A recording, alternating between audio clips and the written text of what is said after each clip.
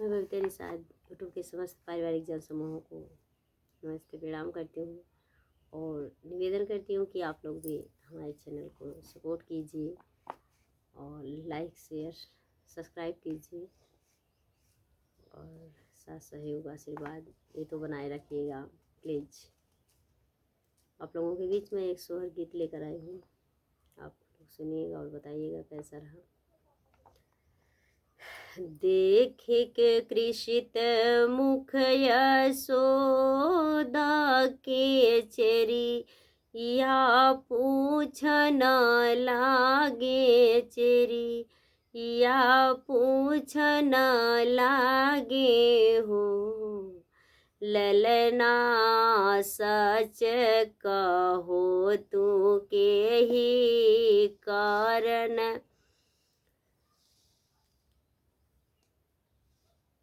मुख तोहर सामर हो ललना सच कहो तू कोई कारण मुख तोर सामर हो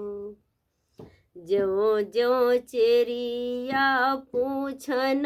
लागी अति दुख हो लायति दुख हो लानु हो ललना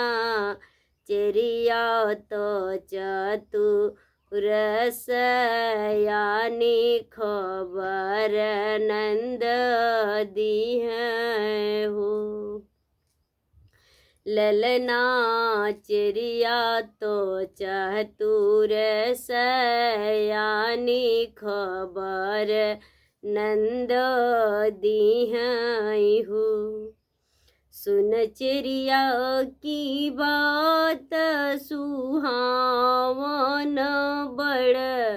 मन भावन बड़ मन भावन हो ललना जहाँ तहाँ भेजिन चावन सबही के बो लावन हो ललना जहाँ तहाँ भेजिन चावन सबही बू लावन हो केहू लावे पंडित बोलाई के केहू ढगरिनिया के केहू ढगरिनिया केहू ललना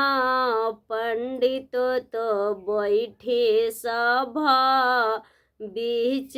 ढगरिनिया महलिया में हो ललना पंडित तो बैठे सभा बीच ढगरिनिया महलिया में हो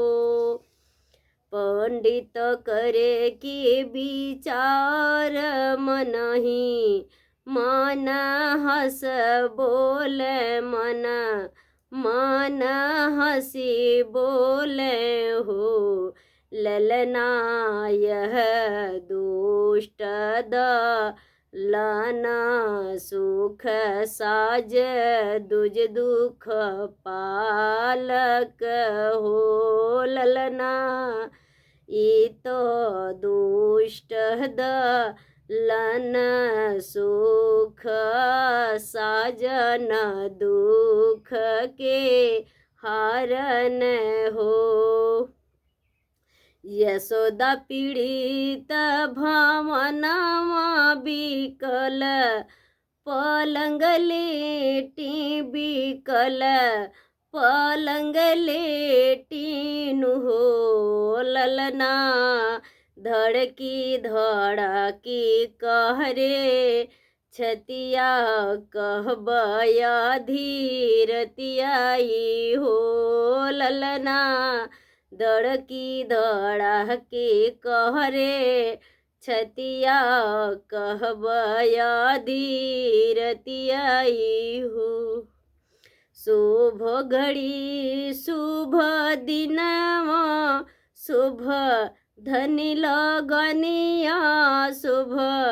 धन्य रतियानु हो ललना परकट भइले नंद लाहलयानंद तीनों लोक भइल हो ललना धन्य भइल तीनों लोक त धन्य महतरिनु हो ललना धन्य भइल तीनों लोक त धन्य महतरिनु हो।